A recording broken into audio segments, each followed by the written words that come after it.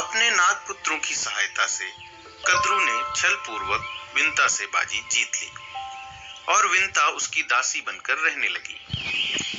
अपने पहले पुत्र अरुण के शाप के कारण दासत्व का जीवन व्यतीत करती हुई विंता उस शाप से मुक्ति पाने के लिए अपने दूसरे पुत्र के जन्म की प्रतीक्षा करने लगी।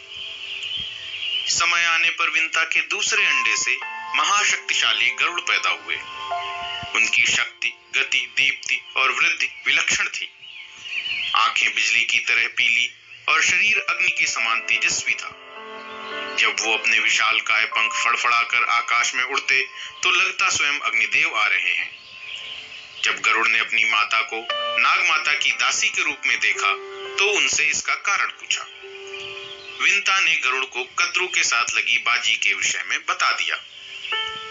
गरुड़ ने अपनी माता को इस शाप से मुक्त कराने की ठान ली और नागों के पास जाकर बोले, मेरी माता को दासत्व से मुक्त करने के बदले में तुम्हें क्या चाहिए? नागों ने बहुत सोच विचार करने के बाद गरुड़ से कहा, हमारी माता के शाप के कारण हम जन्मेजय के यज्ञ कुंड में भस्म हो जाएंगे। इससे हमें बचाने के लिए तुम हमारे लिए देवलोक से अमृत लेकर आ जाओ। अगर तुम देवलोक से अमृत लाने में सफल हो गए तो तुम्हारी माता दासत्व से मुक्त हो जाएंगी। गरुड़ देव ने नागों की बात मान ली और अमृत लेने के लिए स्वर्गलोक की ओर निकल पड़े।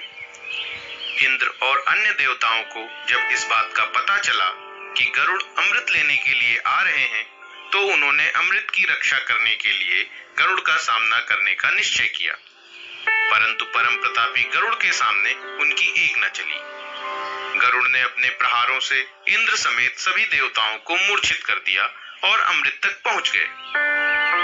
गरुड़ जब अमृत पात्र लेकर आसमान में उड़े जा रहे थे तब भगवान विष्णु ने उन्हें दर्शन दिए और उनको पूछा, हे महाप्रतापी गरुड़, तुमको अमृत पीना है तो इस पात्र से अमृत पी लो। पूरा पात्र लेकर जाने की क्या आवश्यकता है? गरुड़ ने भगवान विष्णु को उत्तर दिया, मुझे ये अमृत स्वयं के लिए नहीं चाहिए, अपितु मेरी माता को शाप से मुक्ति दिलाने के लिए चाहिए। गरुड़ के मन में अमृत के लिए कोई भी लालच न देखकर भगवान विष्णु अत्यंत प्रसन्न हुए और उन्होंने गरुड़ से एक वर मांगने को कहा। गरुड़ ने कहा, भगवान, आप मुझे बिना अमृत पान के ही अमर कर दीजिए और मेरे प्रतिबिंब को अपनी ध्वजा में स्थान दीजिए।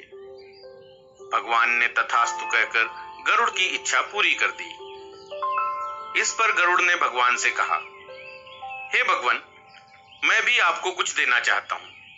आपकी जो भी इच्छा हो मांग लीजिए।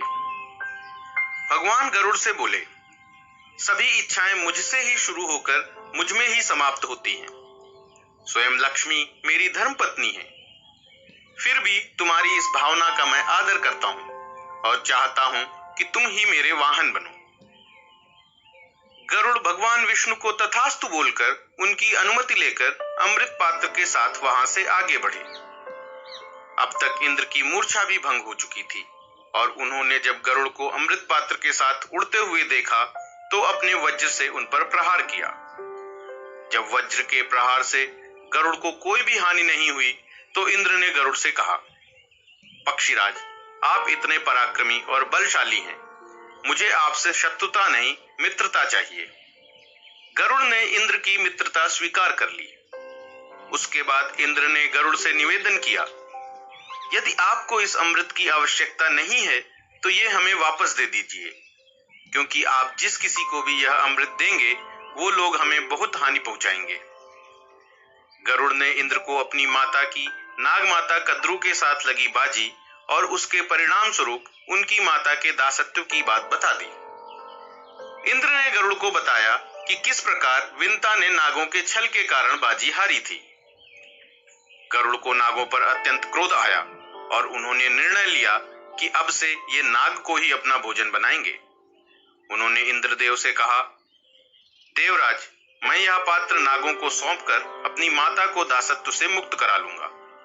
उसके बाद उनके अमृत पान से पहले ही आप उसे वहां से उठाकर वापस स्वर्गलोक ले आइएगा।